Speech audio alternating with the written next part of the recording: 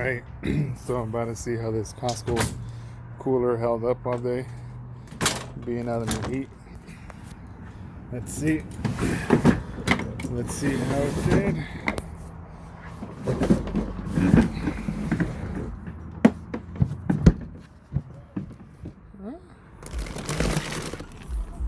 Yeah, not bad for being in the back of a truck in the heat.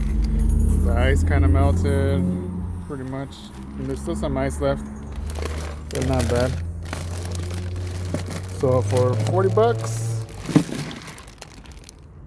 still ice, sat in the back of the truck all day in the heat. I mean, under a tonneau cover, but you know,